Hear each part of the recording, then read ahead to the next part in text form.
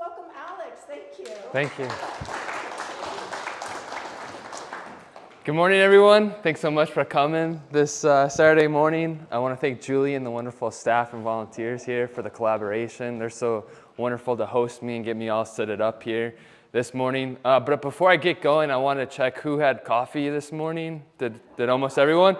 Because if you didn't, this is usually my plan B, you know? If I forget to buy coffee at house, I just pop one of these in the morning, and then I'm like wide awake.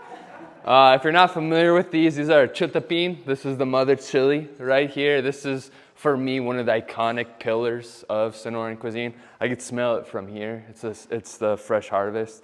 You'll have to come up if you want to try one of these. You're welcome to.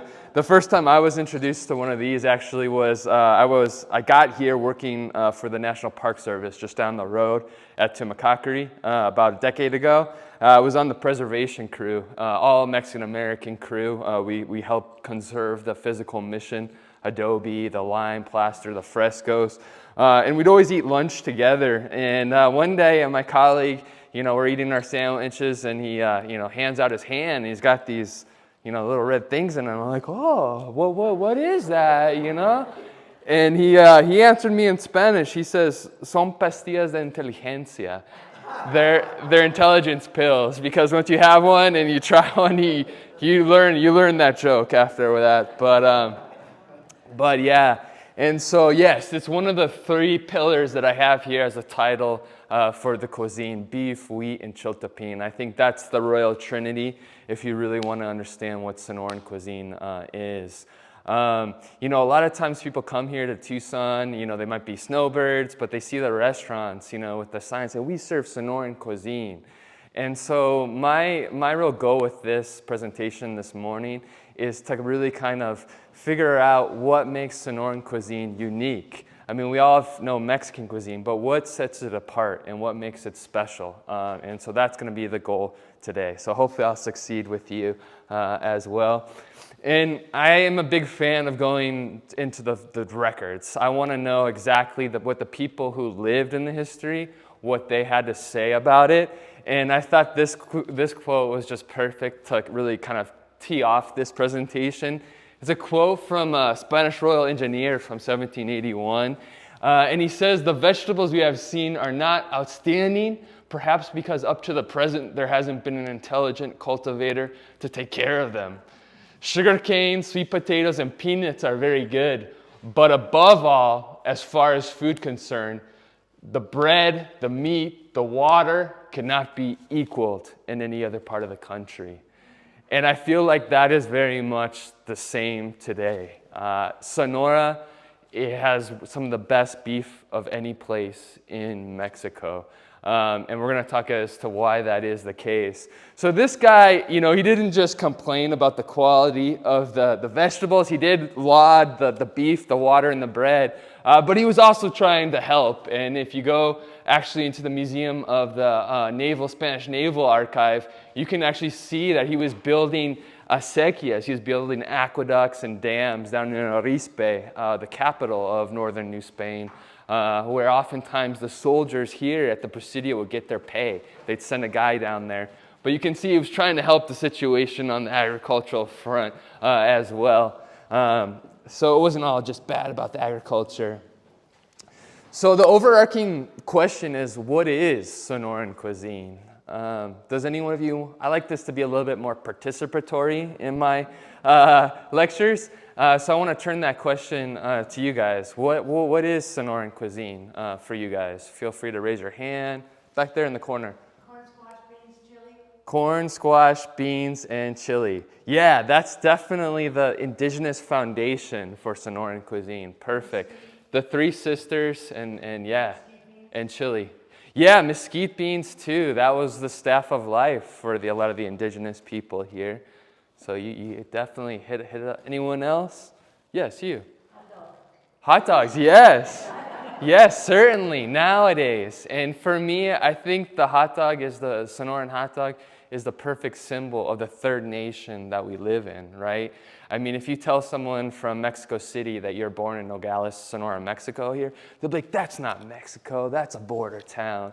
Or if you tell someone from New York or Chicago that you live, a stone's throw from the border down here in the Sonoran Desert, they'll be like, that's not America, you're practically Mexico. So we're not good enough for either countries. And so that's why I make the argument we're the third country. We're Borderlandia, right?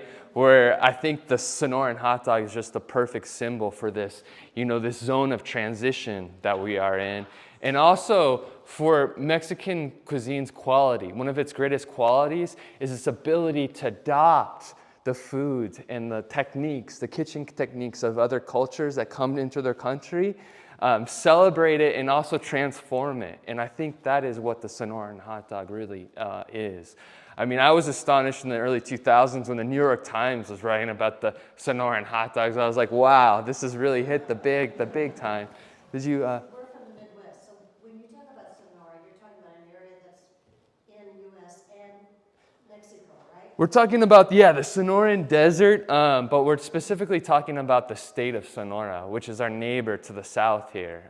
There's over 20 Mexican states, just like the United States.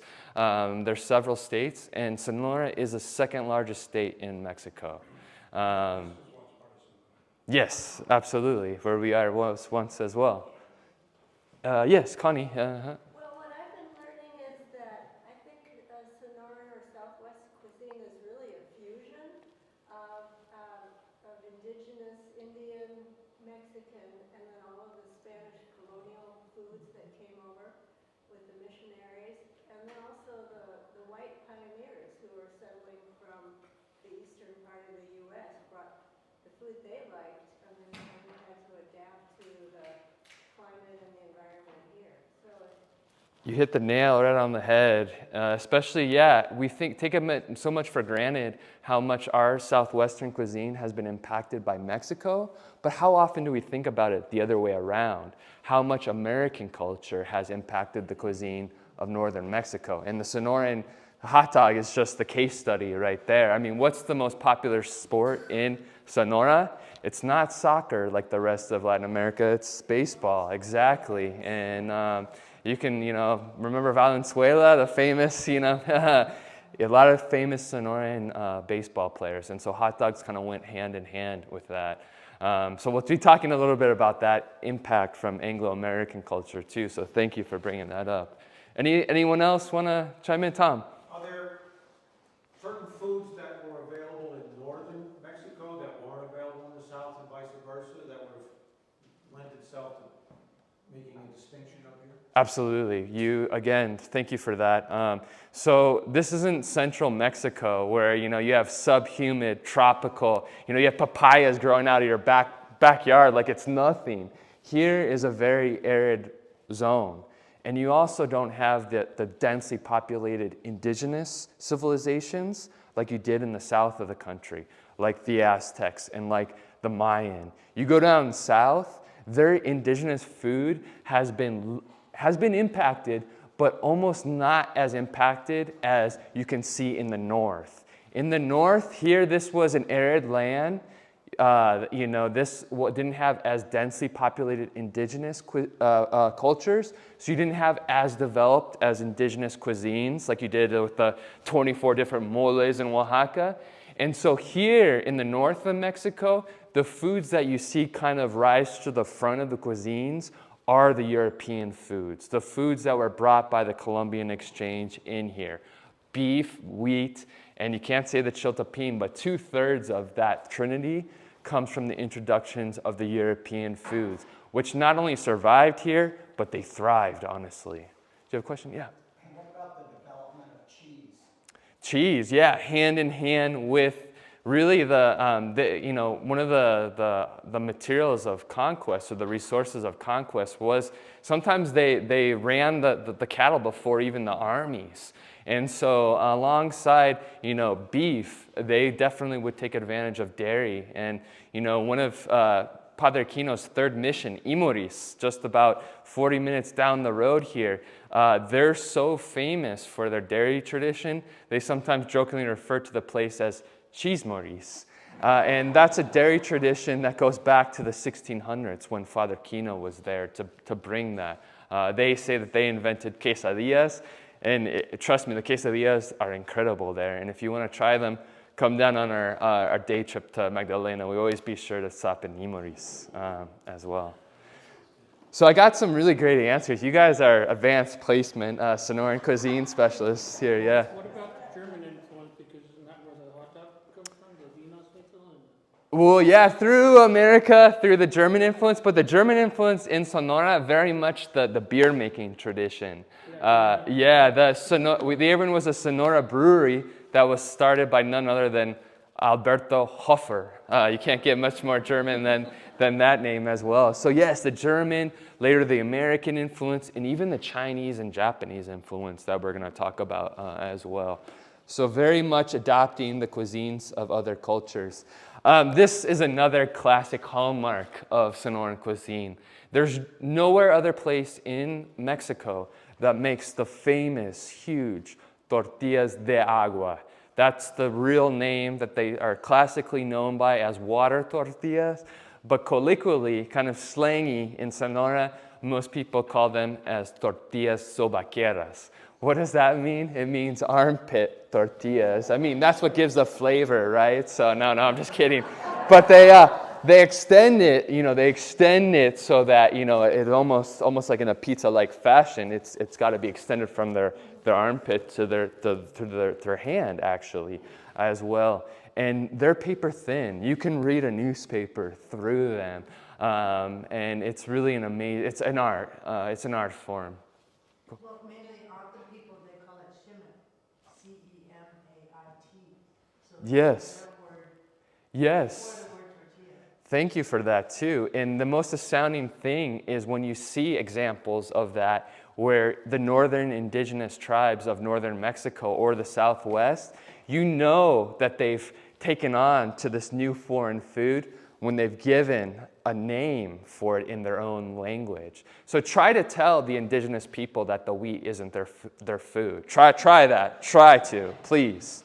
You'll get quite a reaction. So for me, the overarching word to understand Sonoran cuisine is it's a cuisine of preservation. That's the key element that you have to understand if you want to understand Sonoran cuisine. When you harvest something, like right now, what Washington State is to the apple, this area is to the quince, the Arizona-Sonora borderlands. And if you go down to Magdalena, there's people selling quince. They're selling them chopped up with tajin, the chili, salt, lime. They're selling the quince paste. It all comes at once. You get a huge quince harvest once a year. So the key is, in an arid climate where scarcity is an everyday thing, is how do you make that harvest last you longer? Well, you got to preserve it, right? Cook it down with sugar, another preserving agent, until it's almost thicker as a brick, and you have it shelf stable. And I like to call those, the membrillos, the quince paste, Spanish colonial power bars, because, you got to imagine Father Kino on, 20,000 miles on his saddle, what do you have for instant energy in his saddlebags? Probably cut off a piece of quince paste. Boom, you got the sugar rush you need to go, right? And so for me, Sonoran cuisine is preservation. And so you saw the machaca there. Here is an early description from one of my favorite chroniclers. Look at his name, Ignaz Pfefferkorn. Sounds real Spanish, right? No, it's about as German as you can get. And many of the black-robed Jesuits here on the farthest frontier, they were from everywhere, almost from everywhere else except Spain. You had Jesuits with the surname that they Hispanicized to Morphy, which was actually Murphy, Irish Jesuits. You had French Jesuits, Sicilian. But here in particularly this area, you had the German-speaking ones from Austria, Italy, of course, Father Kino, from Germany, from even German-speaking parts of Bohemia, what's now the Czech Republic. And so let's see what he says. Sonora's dry and sunny climate allow the dehydration of meat as an effective means for its conservation. The meat that has been finely jerked and dried in the sun that remains without spoiling for a long time and is used almost everywhere. When the meat is completely dry, they save it for daily consumption. This is the beef that appears every lunchtime on the table. So fresh meat wasn't a thing back then. I mean, when you slaughtered a 2,000-pound head of cattle, you feasted on the fresh meat if you're lucky for maybe a day or two. But you had no refrigeration, right? So what do? You have to take advantage of the best resource in the Sonoran Desert, the sun, right? And you fillet out the rest of that meat, the rest of that, ton animal, and then you hang it up to dry in the sun. That's how you make that harvest last you the full year. And the ironic thing now is that machaca is expensive. Beef is expensive right now, but imagine dehydrated beef. That's even more expensive. So what's now a luxury item was what they ate every day back then. That's what was, if you go down to Tubac and you go into the granary room, that bank of the mission, they would have had that carne seca stored there alongside of the beans, the dried squash, the vichicores, et cetera, et cetera. I like looking at the different coat of arms and the state flags because it really tells you a lot about the geography and it tells you a lot about the people. And for the state of Sonora, their escudo, their coat of arms, it's really revealing about its culture, its culinary culture. If you look at the upper left, you see the mining icon there. That was the magnet that drew the Spaniards all the way up here from central Mexico. It wasn't they didn't come up here 2,000 miles away for just fun. They were following the Sierra Madres, looking for the next big silver strike. And so that is what propelled the planting of wheat. When the Jesuits, the Black Robes, came up here from the south, they were thrilled. Why? Because they were leaving subhumid tropical Mexico. In subhumid tropical Mexico, if you plant wheat with that excess moisture, they suffer from rust diseases. Not good for wheat cultivation. When they arrived here in the Sonoran Desert, what they discovered was that the winter was the best time to grow the wheat. The relatively mild, dry winters that we had, and that revolutionized food security here in the Sonoran Desert. We have this notion that the missionaries just showed up in these indigenous villages, planted their cross and planted their flag and said, guess what, guys, we're having a mission. It didn't happen that way. And in the case of Tubac and Bach, we know that messengers were sent south when they heard of these mysterious Black Robe medicine men that were bringing things, that were bringing horses, they were bringing cattle, they were bringing fruit trees, they were bringing wheat. They were bringing the plow to increase the yields, and the people wanted that.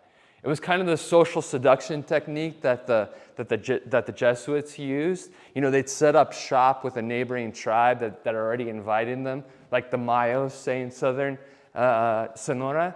They start bringing all those things, and then they'd wait for the neighboring tribe, like the very warrior Yaquis, to kind of be like looking over the fence and being like, oh yeah, we kind of want those things too. And then they would issue an invitation, and then the Jesuits would come. And so we know that the first successful Spanish entrada, or entry, into Sonora, the Spanish military failed 3 times with the military to enter Sonora. Why? Because the Yaquis were the best warriors. The first successful entrada into Sonora was on an invitation by the Yaquis, by 2 Jesuit Black Robes, unaccompanied by military escort. And the same thing happened in what's now the state of Arizona, on that invitation from the messengers from Bach and Tubac. They came with gifts, arcs of flowers and gifts of crosses and foods to ask that the missionaries come and settle missions there because they wanted those stuff. They wanted to improve the food security here in the Sonoran Desert. And that evidence that you gave for the name of the tortilla and autumn, that's proof positive for you right there. So the other things too here is, of course, we talked about the Yaqui culture, the indigenous foundation for the cuisine. That's center. That's represented by the Yaqui deer dancer there in the coat of arms. And then down below, this is really where I say, Sonora. Everybody talks about Oaxacan food. I'm the one beating the drum for Sonoran cuisine because it has one of the longest coastlines of any state in Mexico, 1,200 kilometers. It's right next to what Jacques Cousteau called the aquarium of the world. So some of the richest marine life anywhere. And then, the beef tradition. They were sending cattle to Mexico City as far back as the 1600s. And today, go to the Hermosillo airport. They have gift shops just like any airport, but one of the gift shops there, it's a boutique butcher. Rancho 17, the 17 Ranch. And you know, what you see there at that boutique butcher is you see all the Mexico City businessmen that just flew up for the day to do business in Hermosillo. And then you see them with their cardboard suitcases filled with dry ice, skirt steaks, filet mignons. They're bringing it back to Mexico City because the quality of the beef there is pretty poor. People know the good stuff up here now. So you can see here, wrapped up in there, it's a food culture. Sonora is a food culture. So to break down this presentation and kind of give you a little bit of a navigation here, first, you can't talk about the cuisine without the geography. Can't talk about it without the climate. Can't talk about it without the indigenous people, nor the Iberian influences, nor the Sea of Cortez is an incredible resource. And you can't forget about the later foreign contributions, which we kind of touched on. The French, the American, the Japanese, and the Chinese influences too. We'll even talk about some Yugoslavian influences, believe it or not. And then we'll talk about a little bit about quenching the thirst, some traditional beverages, even some spirits if you're into that kind of thing. And then finally, we'll finish it off on a sweet note about the Sonoran desserts. And this is one of my favorite paintings. It's of a market stall. It's actually, if you guys go to Mexico City and go to the Castillo de Chapultepec, the Mexico City History Museum, you can just stand there in awe of this amazing image that shows all the assortment of items that would have been available in the 18th century. So to understand our neighbor Sonora, the second largest state in Mexico, for me, you really have to understand the geography. And there's a great book. My favorite book on Sonora is by a geographer from the University of Texas. His name's Robert West. And he wrote a book called Sonora, Its Geographical Personality. And the theory he puts forth in the book is that there's two geographical and historical personalities to the state of Sonora. And if you bisect it almost down the middle, you can have the two faces of the state if you want. And in fact, it almost follows the 15 freeway. If you ever travel down to San Carlos, that bisects the state almost perfectly in two. And so Western Sonora, in this map, is considered New Sonora. It's New Sonora because what we're seeing is this population shift. Historically, all of the population was in Eastern Sonora, B. Why? Because that's where the river valleys were. There's 4 north and south running river valleys, and each of those river valleys is separated by a north-south running mountain range. Each one gets progressively higher until you get to the border with Chihuahua. Those are the Sierra Madres. And so those rivers are draining all of the snowmelt from that down. That gives these beautiful farm-rich lands of the Yaqui Delta right here, the Sonora Nile right here. And because of the mountains and because of the river, what does that allow for? It allows for human habitation and economics. That's where the mining industry was going on, right? But now what we're seeing is that this area is becoming depopulated. Why? Because young people, if they don't want to work in ranching and they don't want to work in mining in Eastern Sonora, most of them are going to college in places in Western Sonora like Hermosillo, Nogales, Ciudad Obregón, or even working in tourism in San Carlos and Rocky Point. And so, you know, if they don't want to work in ranching and mining, they're studying in those towns, guess what? They're going to stay and have a job there. And that's why we're seeing towns like Hermosillo, over 1 million in population. Nogales, 500,000 in population. You know, on the U.S. side, it's barely 20,000 people. It's like a little small neighborhood of the other side. Those sides are growing huge. So that's why this side is New Sonora. And the other reason why is because geographically, this is the flat coastal plain leading up to the Sea of Cortez. There's not many rivers there. And also, this was an area that kind of the Spanish were kept out of. Why? Because of very strong indigenous culture, the Seris, the Comcac. They're the ones that employed early chemical warfare with their poison-dipped arrows. And they weren't sedentary people, and so the Spanish weren't able to missionize them, so they kind of kept them out of that area. But what we're seeing nowadays with the advent of groundwater pumping, you know, all those fresh fruits and vegetables that you get from your grocery store, guess where they're coming from? Coming from right there. That's where the huge agribusinesses are all over the western state. I mean, down here in Nogales, they have a consulate there. And there's a consulate just 3 hours south, the U.S. consulate. Why is there 2 consulates 3 hours away from each other? Well, the U.S. State Department recognizes the geostrategic importance of Nogales for food security for the rest of North America during the winter months, all the way up to the Yukon. Where do you think they're getting their strawberries, their squash, their everything? They're getting it from Western Sonora and they're getting it from Sinaloa, the two big agribusiness giants of the state. And so that's why there's a State Department presence there in Nogales, even though in Hermosillo there's one just 3 hours down the road, basically.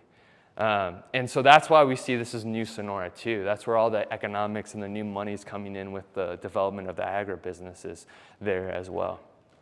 Any questions about the geography? Is there groundwater there? Groundwater, so slowly they are pumping the aquifer dry, and so now the saline water of the Sea of Cortez is coming in.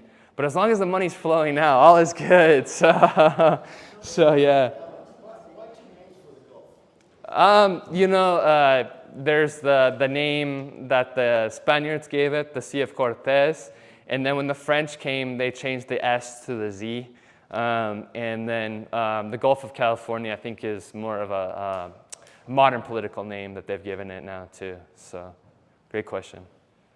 Awesome. And then so here with this topographic map, you can really see that juxtaposition between the two geographies. And you can also see kind of the environments too, the juxtaposition between the environments. You have the yellow Sonoran Desert out in the west, and then in the river valleys you have thorn scrub, you have the Sky Islands, you have pretty much all different, all the way up to the alpine environment. So very diverse in Sonora too. And these are the Niles, right? These are the four pretty much riverways, and then there's the fifth, the Magdalena, that drains out to the west. But that's really what allowed for life and what allowed for basically the agriculture to exist. And really, to begin, you got to talk about the Indigenous Foundation. The three sisters, of course, were critical. The corn, the beans, and the squash. This is actually a depiction of one of the Jesuits, Ignacio Tersch, that was out in Baja California. He was from the modern Czech Republic. But you can see that, the hunting and gathering tradition was strong. They didn't have pigs, chickens, or beef. And so cattle, rabbits, they were kind of the main source. Not cattle, deers, rabbits. They were the, fish. They were the main sources of protein as well as the Sonoran supermarket, right? Whatever the Sonoran Desert gives you without even having to work for it, right? Like here, if you go up to Nogales right now, go to the stop signs and you'll see people with bags full of bellotas, the acorns, from the emery oak. It's a scrub oak species that's up here in the Arizona-Sonora borderlands. It's one of the few species you can eat the acorn right off the tree. Not like California Indians that had a very bitter acorn that you'd have to leach the bitterness out of it. And so people make cookies out of them or just eat them like a cashew, as if you will. So Nogales, too. A lot of people don't know what Nogales means. Nogales means black walnut, because before all that urbanization in that narrow mountain pass, it's basically a dry stream bed, arroyo. There was the huge stands of Arizona black walnut trees. And so all of these resources were leveraged by the indigenous people, and they continue to be an important part of the diet for Sonorans today. And in the case of the Chiltepín, Chiltepín, ounce for ounce, it's one of the most expensive spices out there after saffron. And so still, it's an important part of those people that still live up in the monte, in those mountain towns, to still do the annual folk, tradition, lifeway tradition of harvesting and selling the Chiltepín. Even saw on BBC Food, there was a BBC News crew that was following a family in the Rio Sonora going up there to this mother chili, that we are. The pitayas, yes. We're going to talk about that too, and the sweeter end of things, the Oregon pipe cactus, a fantastic fruit. And here you can see some of the pitayas, actually. This is a fantastic drawing, one of the earliest indigenous depictions of indigenous people in Sonora. This was a colleague of Kino, Adam Hilk, who was also from Bohemia, the Czech Republic. Here he is on one of his maps depicting, the very non-sedentary, wandering people of the Seri tribe, the Comcac. They are probably to this day one of the few indigenous groups that are still living by hunting and gathering, what the sea provides, what the desert provides them to this day. And you can kind of see a little bit of the spheres of influence from, the diversity of indigenous that there is in the state of Sonora. You have different names, that you often hear, like Seri, Papago, Pima, Otam. One thing I want to clarify is that, a lot of these different names that you hear, they tended to be, the Spaniards would arrive in a new area, and then they'd ask their indigenous allies, what do you call these people? And so they're still indigenous words, but they're just in the wrong indigenous language. For example, Seri, that's not what they call themselves. They call themselves the Comcac. But Seri is a Yaqui word. It means people of the sand because they live along the coast. That's what the Yaqui called them. And Papago, some people think it's a derogatory term. It means bean eater. But that was an Apache word because the Apaches were more, hunter-gatherers. What distinguished the Otom was that they were more semi-sedentary and they were doing bean, squash, and corn cultivation. And so that's how that name came to the forefront as well. But each one of these incredible tribes have also introduced and contributed amazing things to the cuisine of Sonora. En Sonora la gente dice, puede faltar la carne, pero nunca la chiltepín. So meat could be lacking in Sonora on your meal, but never there can be lacking the chiltepín. And of course, it's very good hospitality to see on a table one of these guys, the little palo fierro, the ironwood, what they call a chiltepinero, and a little jar of chiltepíns to grind them in. For me, it's a flavor that is really the flavor of Sonora. And what I love about the chiltepín is that it's kind of like a nuclear blast, but it dissipates rather quickly. It's not like a habanero where you're chugging the milk jug for the rest of the day. You're done, more or less.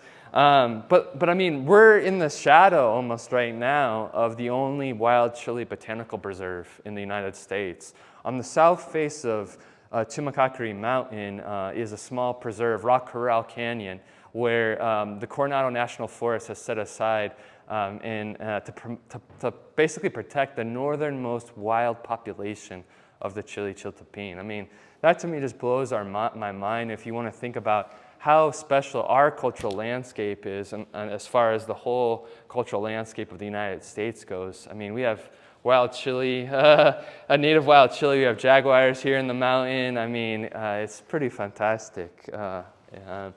And so in Sonora, most of the time here in the north and on this side, you encounter them dried and red.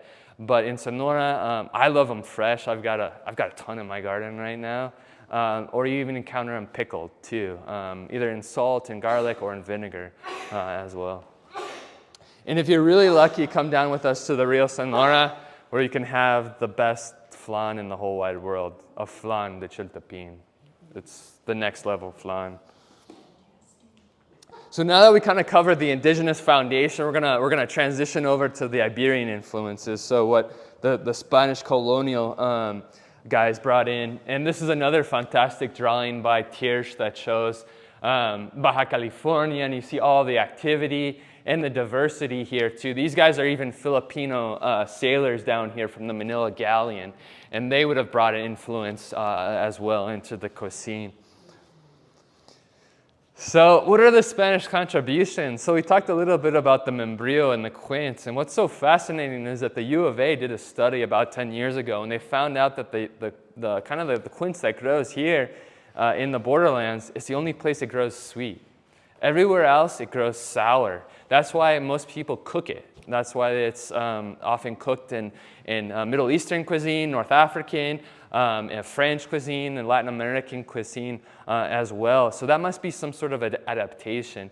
You guys may have heard of the Kino Heritage Fruit Tree Project, which was in the early 2000s. It was the U of A and the National Park Service. What they were doing was they were looking for the oldest genetic orchard material that they could find on both sides of the border. So they're going into old-timers' backyards, and they wanted to find the trees, the orchard fruit that the black robes would have brought in the 1600s, you know, the quince, the pomegranates, the peaches, all of that. And they were pretty successful, actually. And just go to Mission Garden, where you can see, or go to any nursery now, like Desert Survivors in Tucson, and you can get your own desert-adapted white pomegranate that they found the last stragglers on out at Quito Baquito, that rare oasis out on the Oregon Pipe Monument. So Membrillo's getting sweeter after 300 years in the Sonoran Desert. Pomegranates turning white after 300 years in the Sonoran Desert.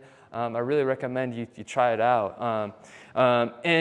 What we see as the first food that's really accepted by the indigenous people first are the European legumes. I mean, it makes sense, right? Because of the bean culture in Mexico. So we even see chickpeas, lentils. What's fascinating is that the black-eyed pea is eaten in Sonora, and the word that they use for the black-eyed pea is frijol yorimuri. Yorimuri is a Yaqui word. What it means is foreigner's bean. Came from Africa, right? And you even see in the Mayo culture, they're even making tortillas out of garbanzo beans, smashed garbanzo beans as well. So very creative with the introductions. And so beans were kind of the first bridge over that too. And then look out on these foothills around us here. You see all this thorn scrub? What's a cattle? It's a living, walking food bank processing all of this thorn scrub into edible protein. And that's how the introduction of cattle was such a revolutionary thing for food security here, was it made something that was inedible into something edible, basically, as well. And so who were the first cowboys? They were Otham, they were Opata, they were Yaqui. The missionaries came in and taught them, the ranching skills, and they were really the first cowboys. And then you can't leave out the Moorish legacy too. I mean, think about it. The U.S. hasn't been a country for 300 years. The Moors were in Spain for 700 years. So think about the cultural impact that they have. A lot of things that we think are classically Spanish, they're classically North African, they're classically Arabic as well. And so they're the ones that brought the sugar cane, the rice, the dessert traditions into Spain that were later projected here into the Southwest. This is a little kind of a fun triptych that I made of Membrillo, celebrating Membrillo. This was back me in my days when I was working down the road here. This was a bumper year when we had a real bumper crop here. And what's so cool about the baseball teams down in Sonora is that they named them after their most famous agricultural product of the town. So in Magdalena, they're famous for the quince. Their baseball team is Membrilleros de Magdalena. Or go down to Hermosillo, where there's the Naranjeros, the orange guys of Hermosillo. And that's because there's the famous orange orchards down there. In fact, the last governor of the state of Sonora, who was the first woman governor, she had a real Spanish-sounding name. Her name was Claudia Pavlovich. She was actually a descendant of some of people that left former Yugoslavia in the first decade of the 1900s. They were agronomists. They came out to work in the west coast of Hermosillo, and they started planting the orange orchards. There was a big push by the Porfirian government, the Porfirio Diaz, the dictatorship in Mexico. They didn't want to invite Americans anymore because they carved out national territory, but they did want to invite foreigners, Europeans, to help develop the north, which was always sparsely populated. And so that's why you see the French. I mean, just turn on the Mexican regional radio and you hear the Oompa Loompa music. Don't blame the Spanish, blame the Germans. They're the ones that brought the military band music in the late 1800s to Mexico, and they really survived. So what we call this is the Columbian exchange, right? What are the goods that came from Europe into the Americas, and what are the goods that went from the Americas back into Europe? And so we can look at it just in Sonora. There's a microcosm here that we can look at, basically. So with the population density that I alluded to you guys before, Spanish culinary influences tend to be more prevalent in the north than the more densely populated indigenous tropical and semi-tropical south of Mexico. And so that's why you see a more incorporation of European products here in the cuisine of northern Mexico and in Sonora. Spanish traces could be seen today in cajeta or ate de membrillo. That's the quince paste, as they call it in Mexico. You can see it in the only place in Mexico that drops a green olive in their tamales is the state of Sonora. You got to watch out sometimes because they have the pit in them sometimes. But I think it's just a tip of the hat to the Spanish influence, right, as well, in something so Mesoamerican like a tamal, right? And then, here, the classic hangover cure, I don't know if you guys imbibed already this morning, but menudo, they serve with bread, toasted butter bread, rather than tortillas in the north as well. And cooking techniques, too. If you're familiar with the mole tradition in central Mexico, one of the famous moles there's a class of moles known as pipianes, and that comes from the root word pepita, which are the little pumpkin seeds. So they're pumpkin-based seed sauces. The pumpkin seed is the thickener. However, in Sonora, what's fascinating is that what they call a pipián is actually thickened by a roux. The very classic cooking butter with flour and until you get a shade of brown that you like you're making a gumbo, if you will, in the French Louisiana tradition. So you don't even use pumpkin seeds as a thickener, but you're still calling it as a pipián, which I just think is fascinating and really gives you the evidence of the European techniques coming to the surface here in the north. And then that's the black-eyed pea example that I gave you too, which is something to eat. Of course, the tradition is to eat it on New Year's Day in Southern Americans, but it's a very popular bean in Sonora as well. And then, of course, chickpeas. And one of the classic, Sonora is a soup culture. Sonora is very much a soup culture. And cocido is one of the big soups. It's basically, you throw a bunch of meaty bone pieces and a bunch of vegetables, and the main legume is chickpeas. Go to Madrid, Spain. What is the classic dish of Madrid, Spain? Cocido madrileño. It's a chickpea stew with vegetables and meaty bone soup. Same dish. They just maybe added some more indigenous vegetables here in the state of Mexico. It's also a Moroccan dish. Yes, yes. Herrera would use chicken and lamb, but I've seen Moroccan versions made with beef. Absolutely, yeah. The North Africans were the big chickpea eaters too, so definitely from that influence. So spot on that as well. The Spanish pepper, which is called chili in America, is abundantly grown in Sonora, as it is in all of New Spain, because it is the Spaniards' favorite spice for seasoning their meat in Lenten dishes. Even when the fruit is not yet ripe, the Spaniards mouth water for it. I love that, thinking about that. And there is science behind that, right? So the element that's, capsaicin, that's in chili, what your brain does when it's met by that, effect is that it actually sends out endorphins. And, me, eating lunch with an all Mexican-American crew, I got into the habit of, biting a sandwich and then biting a Serrano chili. Now when I think about Serrano chili, I salivate because maybe I just want that high, more or less. But this is from our good old friend, Ignace Pfefferkorn. Just to be clear, so the chilies that are ubiquitous in our cuisine now came from Spain, and it's only the Chiltepín, the little thing that's indigenous to Sonora? No, by this quote, it means that the Spanish grew a love for the chili. The chilies are from, the Americas, and the wild ancestor is the Chiltepín.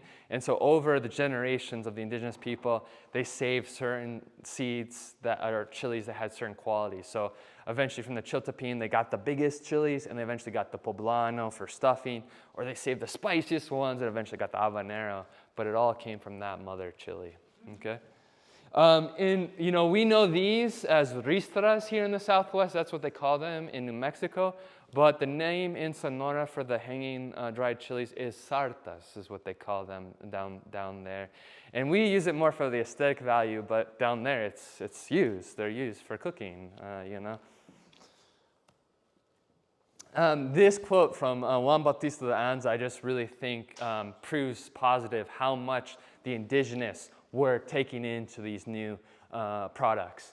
So he's up there in 1774. He's visiting the Chiltepín, so well beyond the missionary sphere. The last mission is in Tucson, right? And he says, standing in the middle of their wheat fields, one cannot see the ends because they are so long. The width is also great, embracing the whole width of the valley on either side. So the Chiltepín weren't really, being affected by missionary pressure, telling them what to do, and so you can see they took it on their own. And in fact, the Chiltepín would be some of the first agribusiness people in our state. They actually, during the Civil War, they fed the Union Army because a lot of the soldiers were fighting, right? And so they actually helped fed the Union effort during the Civil War as well because of the success of growing wheat out here in Arizona. And I've heard a Sonoran historian, I love this quote that I've heard him say. He said, look, in Sonora, we don't have the pyramids as the south of Mexico, but as far as cultural importance goes, what the pyramids are to the south of Mexico, the wheat mills are to Sonora. In every single town in Sonora, you can find a wheat mill or the ruins of a wheat mill. Ruins of a wheat mill because unfortunately in the 50s, the Mexican government, basically the FDA, CONASUPO, they set the price of wheat artificially low. And that killed off the Sonoran wheat industry, more or less. But one of the things they don't tell you in the U.S. History books is, guess who feed the California gold rush? It was Sonora. It was the closest place where wheat was being grown on a large scale, and there was regular steamship services from the best port in northwestern Mexico, Guaymas, to San Francisco port. So the French Boudin bakery had to get it somewhere, right, to make the sourdough bread. So in Hermosillo, you see one of the most beautiful ones. This was the one, El Hermosillense, that was founded in 1897, and it still exists today, although it looks a little bit different, as you can see. Los Gallos is one of the famous brands in Sonora for making wheat tortillas. And believe it or not, the wheat that fed the world was created in Sonora. So you guys may have heard of the Green Revolution in the 50s, the bump in population, India, China. Scientists were looking for ways to feed this bump in population. And so Norman Borlaug was actually pretty much financed by the Rockefellers. He was an agronomist. He's really credited with developing the strain of wheat that would go on to feed the world from Sonora. So we have Sonora to really thank for. In fact, there was a great program in PBS, I want to say about 2 or 3 years ago during the pandemic, that featured Norman Borlaug. He's a Nobel Prize winner for the amazing work that he did in the Yaqui River Delta, the rich lands, agricultural lands down there. To understand Sonoran culture, you got to understand soup culture too. And for us, we think, oh, Sonoran desert's so hot, why would we want to eat soups? But it has to go back to economics, right? You have to think about, where did Sonoran cuisine really start? What was the laboratories for Sonoran cuisine? They were the missions. That's where the old world and the new world products started to kind of mix and come in together. But also with a mission, you have a big population. You have to feed a lot of people with maybe limited resources. That's where soups come into play, right? And so one of my favorite is called caldo de queso, cheese soup. It's only you can find it in Sonora. It's delicious. Another soup that you probably would have found in the mission era is gallina pinta. Gallina sounds like chicken. It basically means speckled hen, but it has no chicken.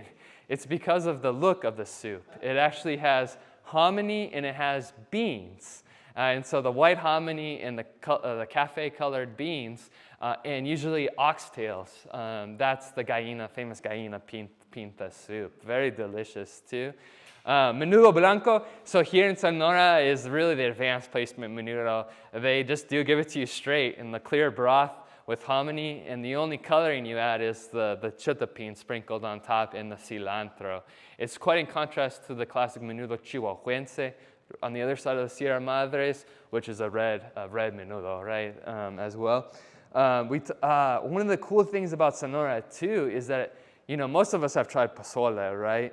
But Sonora is the only state in Mexico that has a pozole that doesn't have hominy in it, that doesn't have corn, called pozole de trigo. It's wheatberry pozole.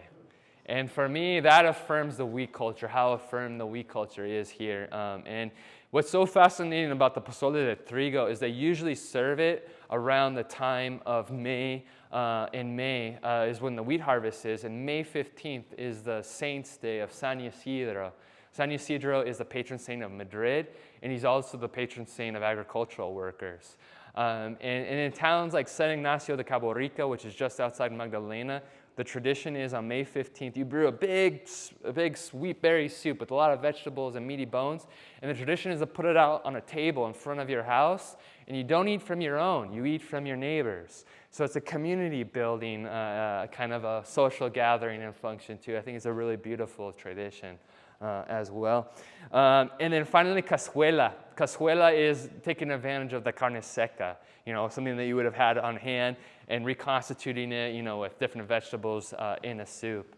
And so there's this famous meme that goes around on social media. It says, Sonora, 3 p.m., son, should I put a corn in your hot cocido soup in the middle of summer? So they're making fun of the fact that even, in the heat of summer, they'll even put a soup on the table for the midday meal. Another classic guisado or stew is carne con chile. And this is one of the earliest descriptions that we have from it. This is from another Jesuit. This is Father Segeser. He was at Bach Mission, San Javier del Bach, and down here at Guavavi. This kind of pepper serves in place of real pepper. Spaniards call it temole, and along with their olla, prize no food higher, that which is spiced with the Turkish pepper. It is very biting on the tongue. This is how it's prepared. The red fruit is roasted until it can be shredded. Then they grind it in a mortar, and because few mortars can be found here, they grind it on a stone, slowly pouring water over it. This red mixture is then poured into the hot lard, sizzling, and then chunks of meat are added until cooked, until it seems to be ready. Until now, I've only allowed myself to burn my tongue once from this pepper. So that's the first encounter with carne con chile by Segeser. And if you go to Mission Garden, they've actually planted a garden based on the seeds that Segeser, in his journal or his letters back home to Switzerland, was requesting his family send to grow at his mission at Bach as well, which I think is wonderful. Se va a hacer o no se va a hacer la carnita asada? Are we going to do the carne asada or no? That's the big question. This cattle here is the heritage breed of cattle, the criollo cattle, the Creole cattle. We also know them as the corriente cattle, the running cattle. They're the thrifty breed, the heritage breed that would have been first brought into Spain by the Moors starting in 711 when they crossed the Strait of Gibraltar and on their conquest of Spain. These cattle come from the Atlas Mountains. They're the best adapted to this arid lands.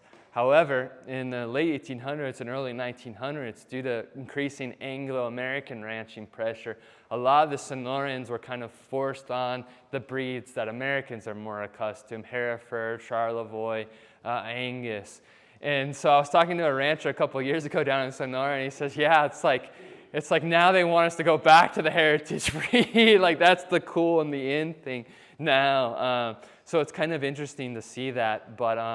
But this would have been really kind of, at the front of the line in their entradas. They would have ran the cattle more or less here. And they almost slaughtered the cattle more so for all the byproducts that the cattle had than the meat itself. I mean, these missions like Tumacacri, they were the Walmarts of their days. So when the miners, all dusty, taking their Sunday day of break, maybe they're going to the mission for Mass, they'd have to make their purchases down there at the Walmart, right? How were they equipping themselves, right? In this thorn scrub, you want some nice leather gear, right? Or leather gear for your horse, for the tack. Or how are you illuminating the shafts for your mines? You need to buy some of those tallow candles from the mission, right? So the missions were very much rendering economies, right? They almost slaughtered the cattle for the fats, the byproducts, the hides, and then to even eat them, okay? And I love this image. This is one of my favorites of De Grazia, and it really shows you the importance of Kino and him being the first cowboy here in the Southwest and imparting this ranching tradition here. As the first cowboy, this kind of religious ranching complex is really where it started. And, You know, Kino was first sent out to Baja California before he came to Sonora, and that mission failed, unfortunately, because the rains didn't come for the fruition of their gardens. But he never lost the hope of missionizing Baja. In fact, the idea of all the missions here in Sonora was to get cattle, get supplies going to help the effort in Baja California, which they eventually would later be successful. And if you guys ever look at a map of California from the 1500s, you'll notice it's always depicted as an island. Kino was the one that finally put that myth to rest. He went down to the Pinacate Mountains, the Pinacate Santa Rosa Mountain over by Rocky Point, and there he could see the curvature of the northern Gulf of California. So the idea was to herd these Sonoran cattle herds around that curve to supply the missions in Baja California, right? There's a book that I read a long time ago. I think it's called 2 Years Before the Mass. Henry Dana, yeah. Yeah, and it's all about that on the west coast of Baja. Yeah, that was huge. I mean, all the hides from California missions, that's what basically for the Industrial Revolution in New England, where Dana came from, that was, yeah. Send them back to make shoes. Make shoes, yeah. For the mills too, yeah, all the bands and everything. Yeah, exactly right. Thank you, Sean. And here's that little gift shop in the Hermosillo airport. So if you're ever down there, be sure to stop there and get some nice skirt steaks. But look here we have from another German Jesuit, Nenfig. Mexico City is well aware that Sonora does not lack the capacity to raise all breeds of stock during peaceful epochs when the Apaches weren't killing people. Large consignments were sent from Matape.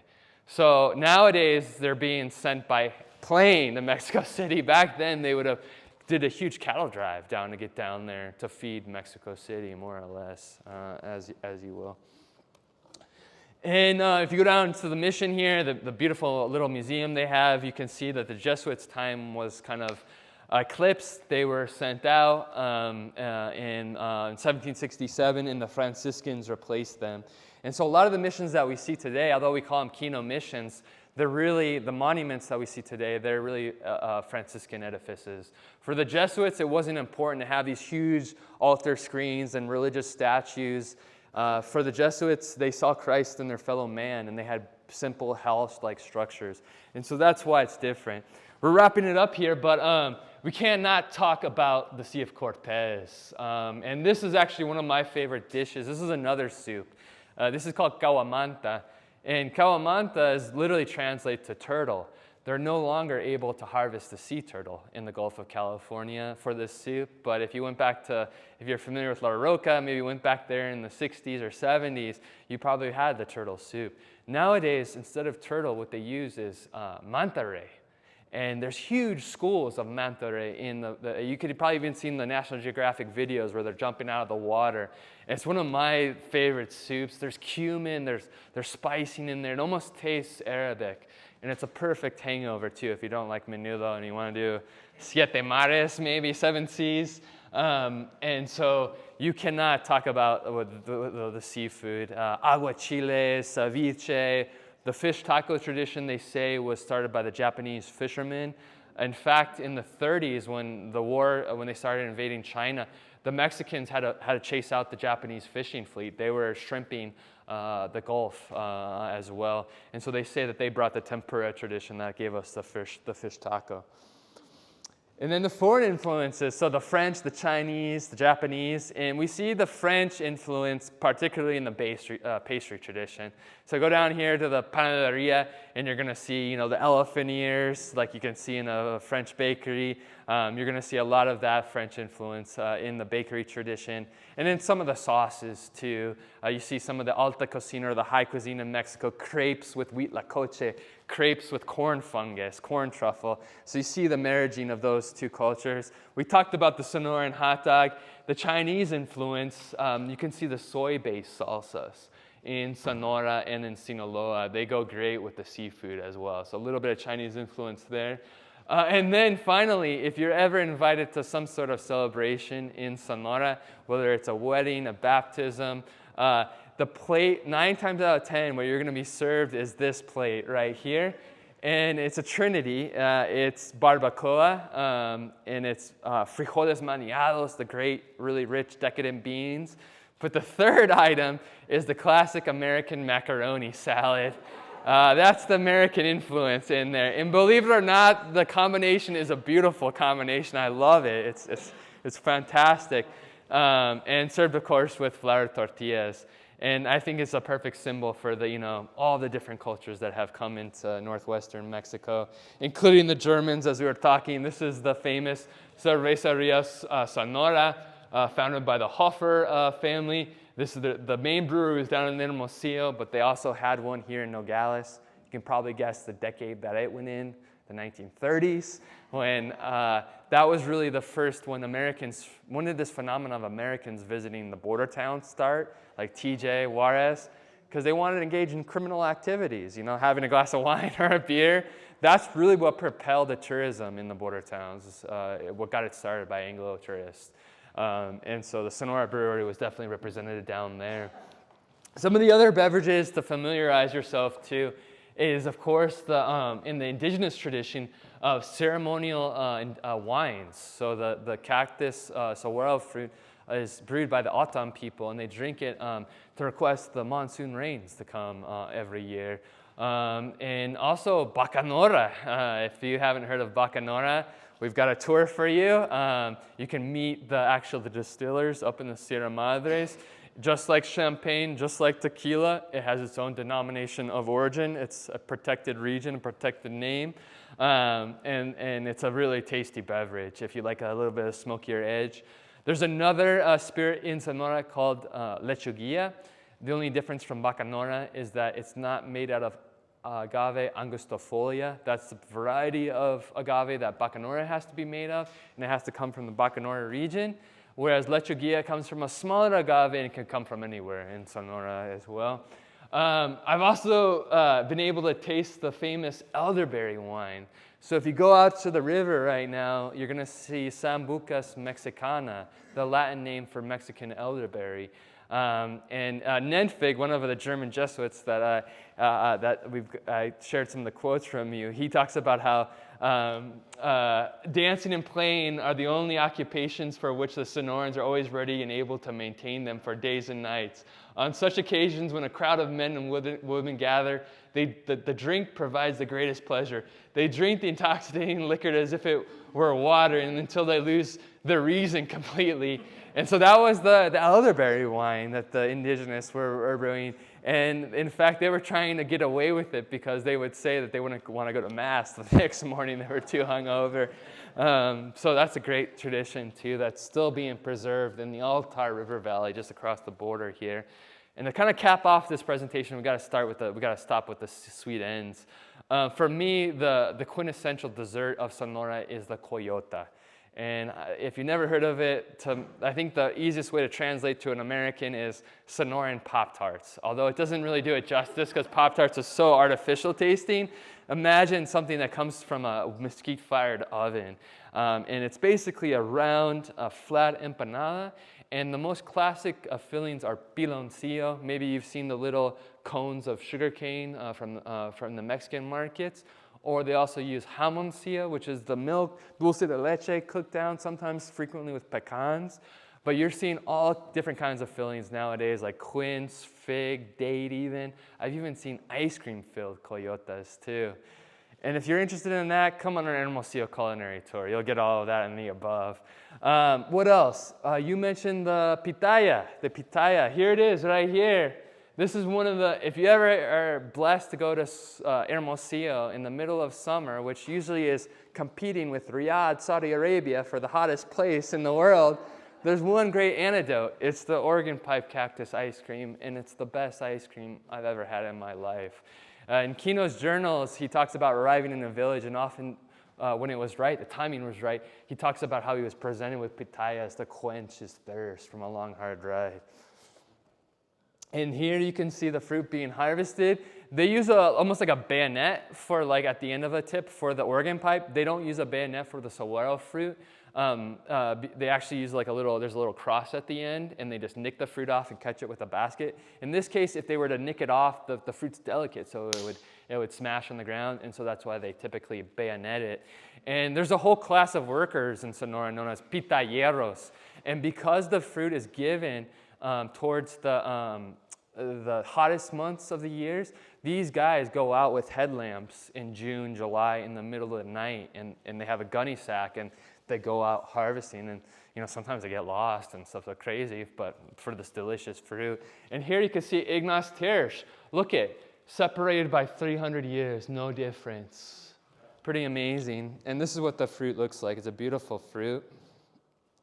And there's the famous flan de Chiltepín in the Rio Sonora. It's the best flan I've ever had.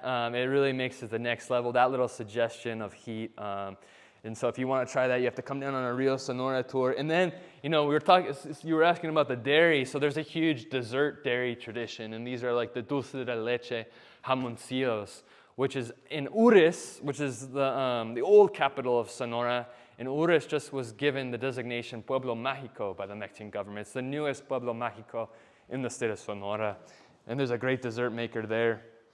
If you're hungry right now, I don't blame you. Come join on our tour. If you have any questions, please let me know. Thank you for your attention.